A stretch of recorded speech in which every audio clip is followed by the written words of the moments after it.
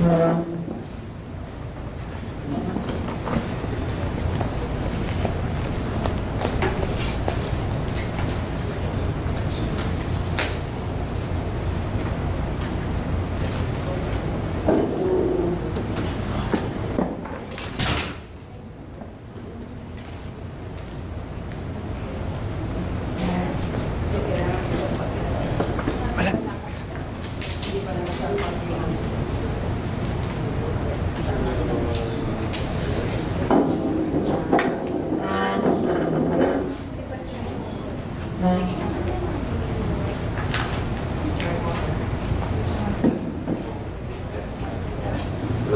That's mine. Hello. Yeah. I think it's okay. Yeah. Oops. Hello. Hello. That's. Praise God. Praise the Lord. Amen. So it's another beautiful, bright day, another Sunday that the Lord has gathered us to to listen, to study, to learn, to be encouraged, to be enlightened, to be given a guide, to be strengthened in our faith, and to stand firm with the Word of God. So today, we will be discussing, well, we just finished the Resurrection Sunday, and I was supposed to be speaking, I think, before that, but then again, we have some changes. But Easter Sunday is finished, Resurrection Sunday is finished, so the question is, what now? The Lord is risen. He has shown Himself to the disciples, to the followers, to the believers. What now? What are we going to do? Right? So, we'll be discussing the book of Acts. And I would like to read chapter 1, verse 3 to 5. You have your Bible, you can turn it to Acts chapter 1, verse 3 to 5. This is from the NASB translation.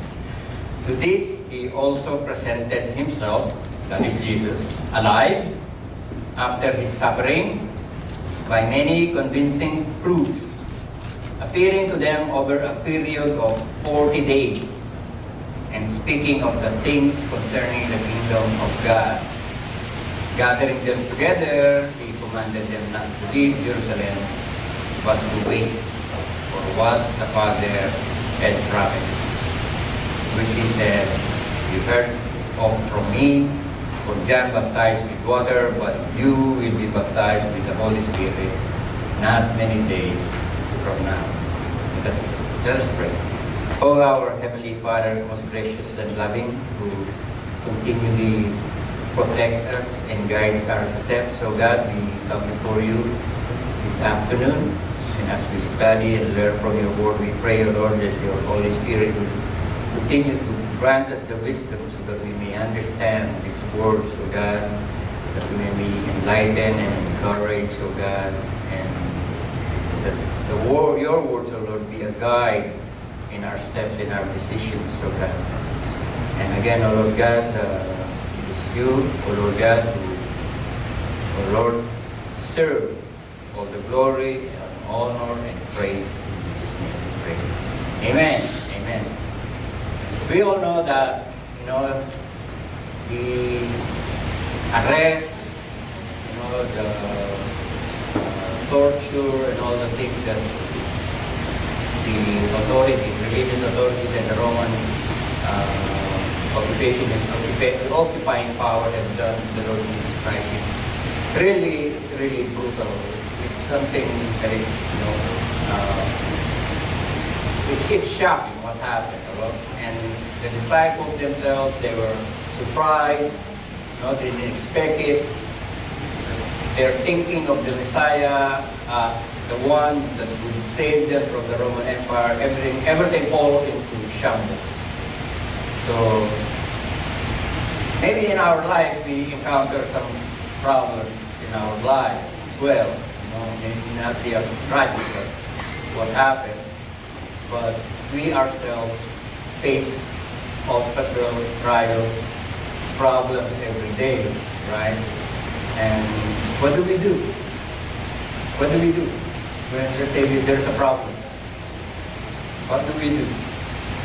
I have two things here, and you could choose either.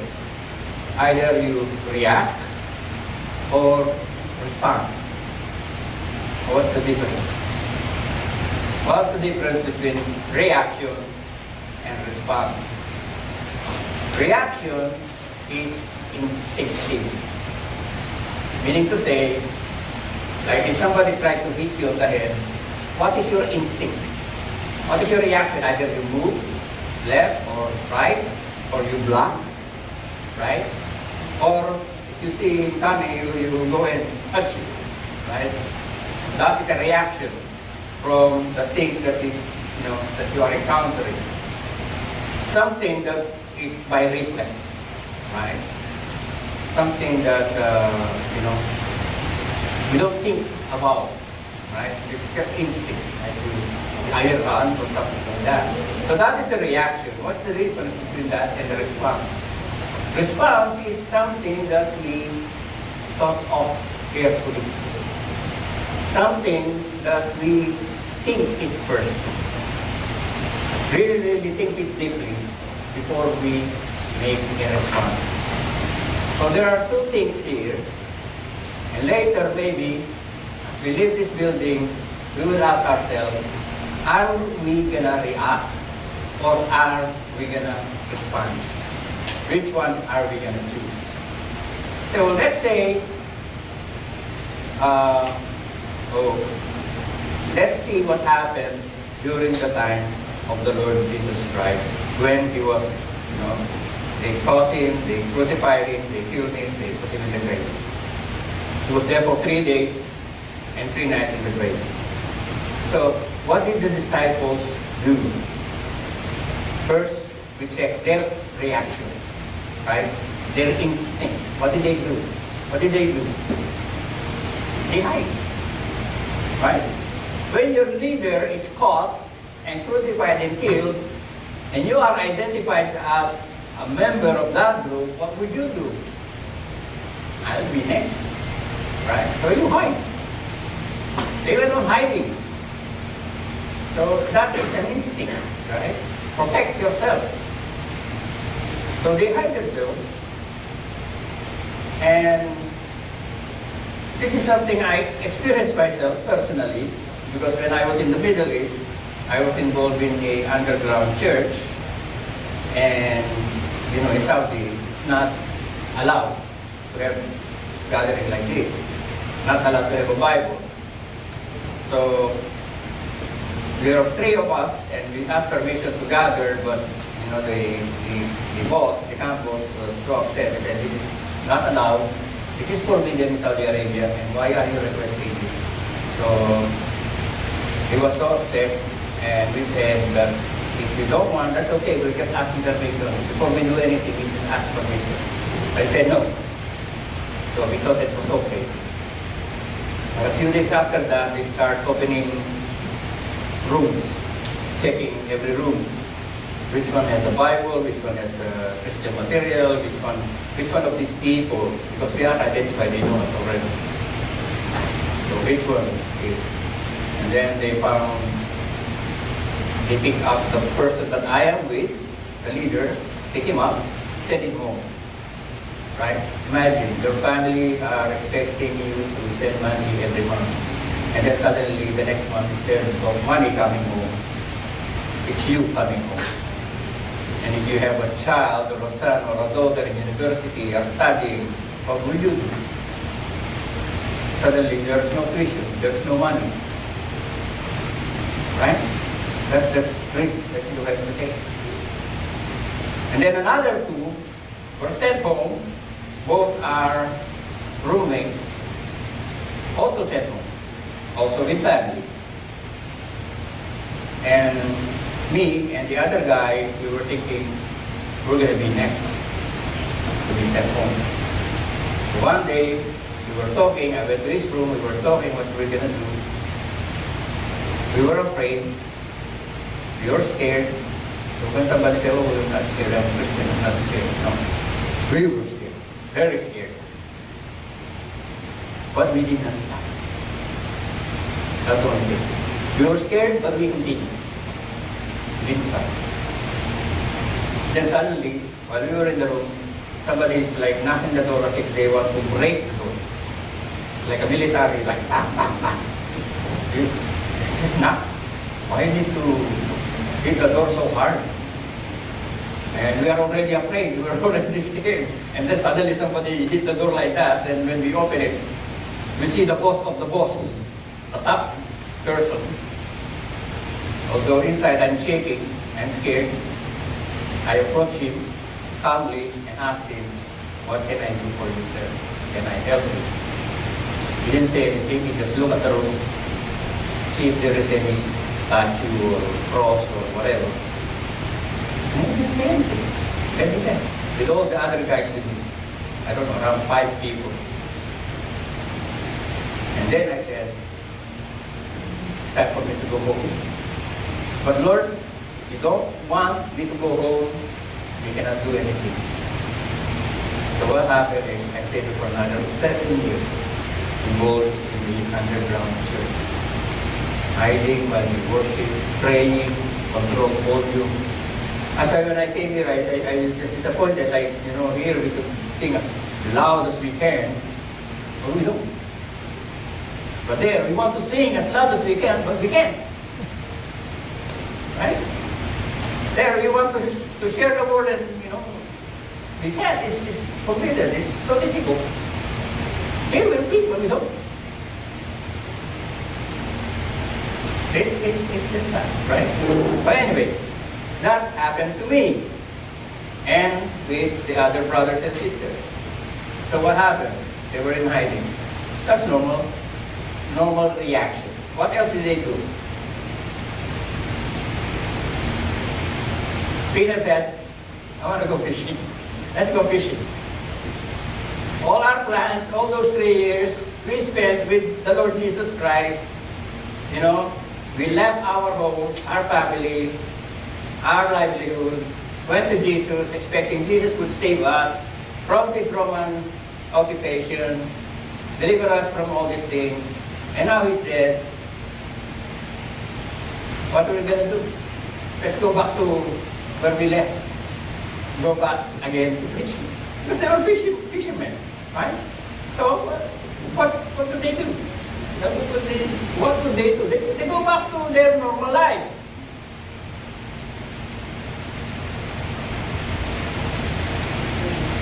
So, that is their reaction.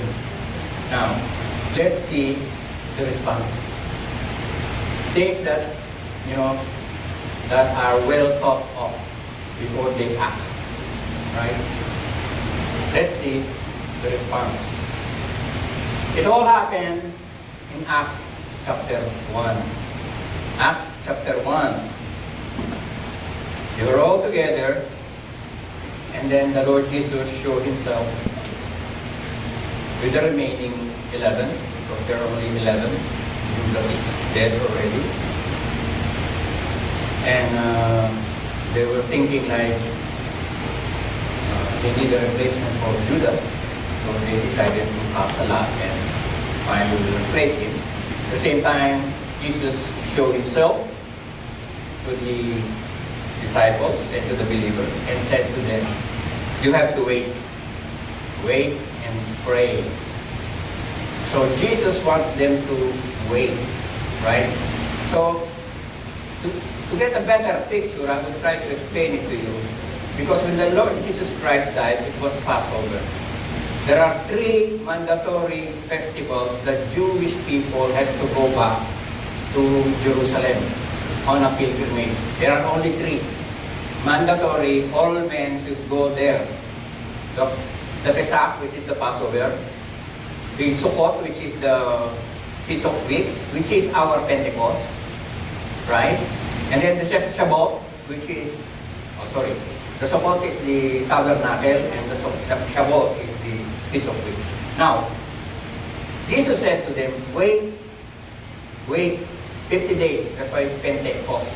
50 days from the second day of the Passover is another holiday wherein the Jewish people would be going back to Jerusalem. So Jesus said to them, well, this is the plan of God. Instead of you 12 going around everywhere, just wait and I'll let the people come in. Okay? Instead of you 12 spreading all over the place, finding a person to share the word, the gospel, you just wait and I'll bring the people to you. Isn't that good? You know, for us, even for us. Just wait. The people will come. The Lord will bring the people. Okay? You will see it later. It will be very, very clear later on. So God said, you wait and pray, and I will bring the people to you. And during the day of Pentecost, they were filled with the Holy Spirit. Now, they made, in Acts chapter 1, they replaced Judas with Matthias. Right? So, there are already 12. But we all know that there is a 13, which is later. Who is that? Who's the 13th one? Paul. Exactly. Paul is apostle, right? Now, if Paul is the 13th one, why is it that in Revelation chapter 2, verse 14, there are only 12 foundations on the New Jerusalem, which is equivalent to the 12 apostles? Why? Because Matthias is not meant to be an apostle. The replacement for Judas is Paul.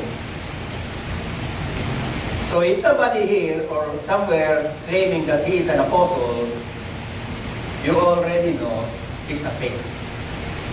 There are only 12 apostles. Not 13, not 14, not 15. I see some in the YouTube, they will say, oh, I am apostle this, I am apostle this. Okay. Even in the book of Acts, some people claim to be apostles, and Luke said they are fake. Okay? So that is what happened in Acts chapter 1. Now, after this happened. The empowerment of the Holy Spirit through the believers. As I was saying, Pentecost is actually the Feast of Shavuot, or Feast of Weeks, one of the 3 pilgrimages that the Jewish people do. It is a feast of harvest. Now what people do is that when they do pilgrimage, like let's say for us, we want to go to Israel, do a pilgrimage in Israel. What would we do? We budget our money. We go to Israel, this is how much the plane ticket is. We will stay there for 1 week. This is the food that we need to, the housing or the residence where we stay, the hotel, the food, transportation, everything is budget. Okay, I'm spending, let's say, 10,000. I'm staying there for 1 week. Right? This is what happened with the people when they went there. What happened is something happened during the Pentecost. Right? Something happened. They were empowered by the Spirit. And we have to consider as well that all these people that went to Jerusalem on pilgrimage are coming from different areas. And these people also speak different languages. Speak different languages. Nowadays, if we send a missionary, let's say to Japan or to Indonesia or to Korea or in other places, the first thing that they need to do is to learn the language. Right? But God solved that problem right away because by the Holy Spirit, He equipped the people to speak the language. That is what they call in the Bible as speaking in tongues. Not like the one that you hear like mumbling like gibberish if you are hearing. This is a language that they communicate through these people. That's why they were amazed. They were saying, how come these people, these are Galileans, how come they speak our language? It's also a sign. It's also a sign for the non-believers because they will be amazed. This person is this, and how come he speak my language? Right? So these signs are actually associated with the work of God. And as I was saying, that there are signs for those people who are used by God, especially the apostles. There are signs like healing, speaking of tongues. Those are signs that people see that they were equipped by God. They are not just claiming things without any proof. What they claim, what they saw, what happened to their lives is real. And for other people who does not believe, this is a sign. This is a sign that how come? Yes, this is impossible. But it's happening. That's why a lot of people became believers when Peter preached. That's the thing. What did they do? They preached the word. Peter is scared, he denied Jesus, but after the Pentecost, he never cared about that. Start preaching the word. There you go. But preaching the word during that time has a cost. Because the religious leaders didn't like it. They don't like it. So, of course, persecution follows. Also, if you look at the event that happened on Acts chapter 2 during the Pentecost, when Peter preached, you know how many people were added? 3,000. Imagine 3,000. This place will not hold 3,000. 300 3,000. The Lord has added 3,000 from the 120-something believers. Right? Just by preaching the word. Right? The Lord added 3,000. Now, of course, these 3,000 are all, well, not all, but most of them are coming from outside. They have only enough money to stay there for, let's say, a week. But now they heard this news of the Savior, the Messiah, the Gospel. They heard this one, and they're so excited. They want to learn more. They overstay. They ran out of money. There are only 120 believers in Jerusalem who lives there. So what are they going to do? What are they going to do? That's why in Acts it says there that people sell their properties. Okay, if you hear this from a prosperity gospel, he will tell you, sell your properties and give it to the church. Live in the street. No, this is not what happened. What happened is because of this believer, 3,000 added to the 120, overstayed, learned the gospel. We were so excited. Before they leave, they want to learn more. They overstayed. And what is the solution? Let all the brothers, contribute whatever they can contribute. Right? Contribute whatever you can contribute. Free will giving. There is no compulsion. And the sad thing is, there is a husband and wife,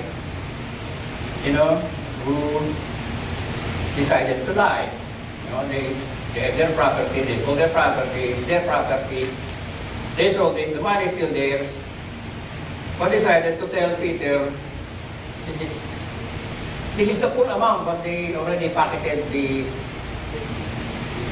certain amount. He lied. Right? He lied to the Holy Spirit. So the Lord added 3,000, but in verse 47, the Lord added more, not mentioning how much. From the 3,000, another were added. Not mentioned, only said the Lord added more. So now, it's more than 3,000. I don't know how many. They have fellowship, they were preaching the word, they are united, teaching, fellowship, right? Things that we could do, like fellowship, concentrate on the Word of God, preach the Word of God, and what happened? The Lord brings the people. That's what happened in Acts. The the Lord brings the people while the word is preached and have fellowship and pray. That's what happened. Now, what's the next thing that happened? Okay, they, we will have a communion. Yes. And, okay. Now, Acts chapter 3, the healing of the beggar. Here again, the miracle of healing. Jesus has given them the power and authority to heal. Apostolic gift. They were able to make this beggar heal. But remember what Peter and John mentioned to this beggar. Because the beggar is expecting money. But Peter said, silver and gold I have none. Imagine they just sold their property and give it to the apostles' feet. Right? The money that they collected was given to the apostles' feet. But here, Peter and John said, we don't have money. Right? It's because Peter and John were not involved with the money. The money is used for those people. They did not pocket it like nowadays. Some televangelists, they have a big airport in their backyard. They pocketed the money. You could tell which one is real and which one is fake. Here you could see, even though the money was given at their feet, they still don't have money because they don't hold the money. It was used for the poor. Right? They're not even involved in the money. They still don't have money when they went to the temple. Also,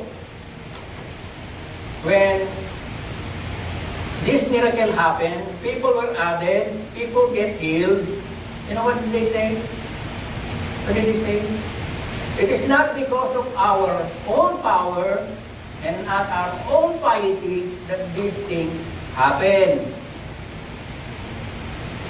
So when people say, if I did not preach here, your church will not grow, forget about that preacher. Right? He's taking credit for the people who are coming because he's preaching very good. No. Peter and John, they don't take credit.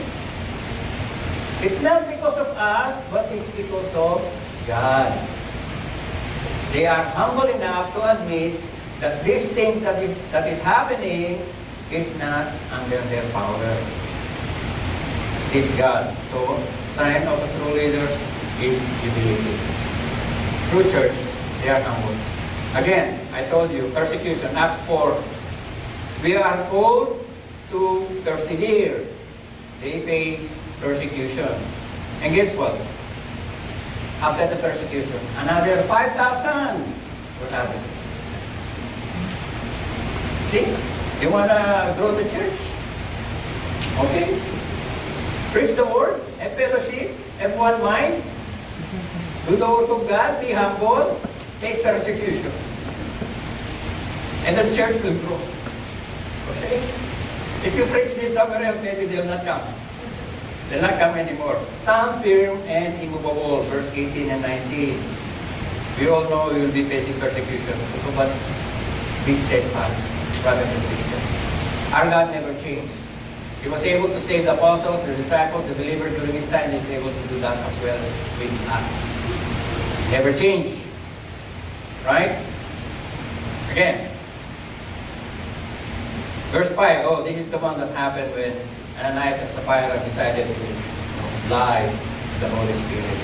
They decided to lie and said, oh, this is so much money that we sold his property and we're giving him the full amount, wherein they just pocketed some of it. God doesn't need our money. Do you believe in that? God doesn't need our money. Actually, it's not ours, even ours, because everything is God's. Right? Doesn't need our money. Right? The money is used to support the ministry. That's why we are supposed to help the church. right? And these people, they decided to be what they like, right? Imagine if there is a church like this, and there is a offering, and then two of the people in the church died. Do you think people will still come to that church? People are dying in the church. Do you think people will come? Nowadays, no. No. Right? They already took my money now. We're dying too. What's that? Right? But there's 14 said, more were added. See? You want the church to grow? Okay, make an offering and two people died. And it will grow. Right? Verse 13 says there, none of the rest dare to associate themselves with the believers. You know why?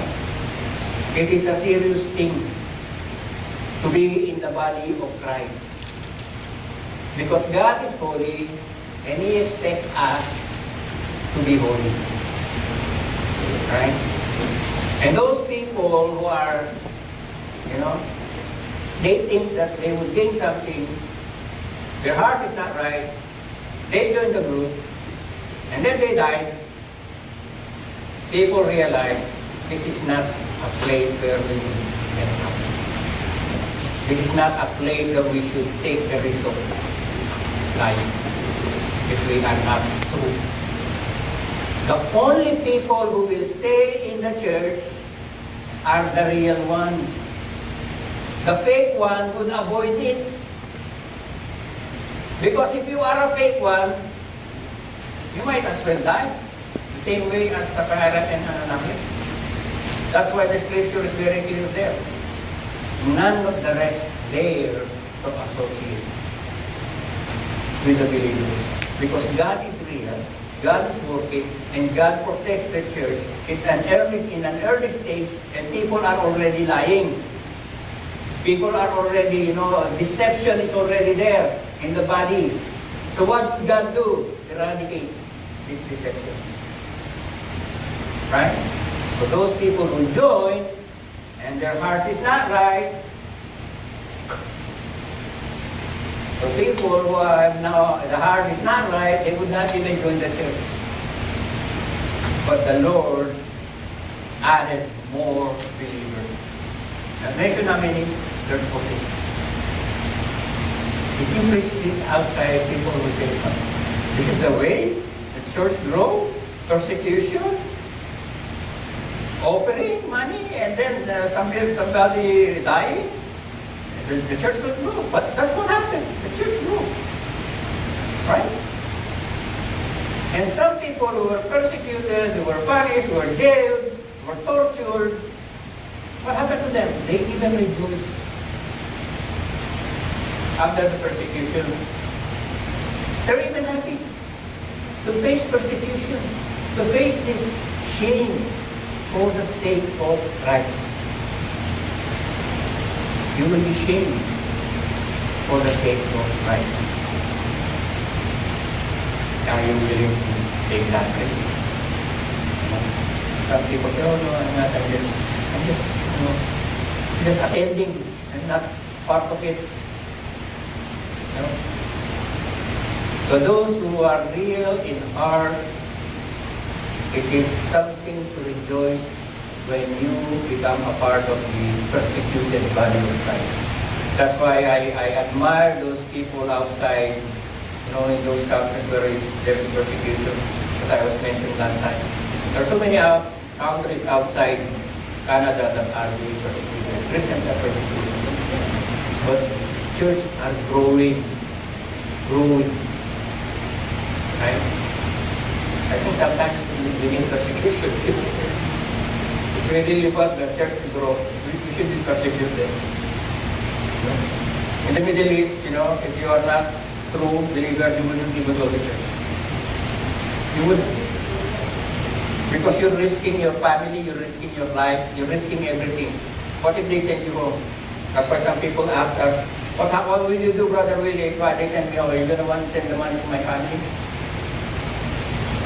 we're the same. Right? Only the real one remains. Only the real one remains. They were rejoicing. And every day in the temple, and from house to house, they kept right on teaching and preaching Jesus as the Christ. We should not stop preaching and teaching the gospel and reaching out the lost. We should continue in doing this endeavor to reach out the lost. The believers will come. The Lord will bring them. We just have to trust His word. Let us pray. Father God, again, Lord, we are blessed to hear your message of encouragement.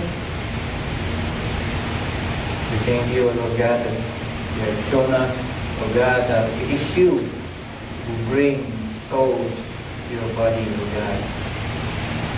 We pray, Lord God, that we may continue to persevere, that we may continue to preach your word, that we may continue to teach one another, to have fellowship. We may serve you humbly, O God, with reverence, acknowledging that you are the sovereign God who knows all things and who is in control of all things. We pray, O Lord God, that you always guide our steps with your word. Grant us, O Lord, the wisdom on how to respond. We pray, O Lord God, and also to grant us the courage to speak up on what is true. And again, O Lord, the glory and honor and praise is to you alone.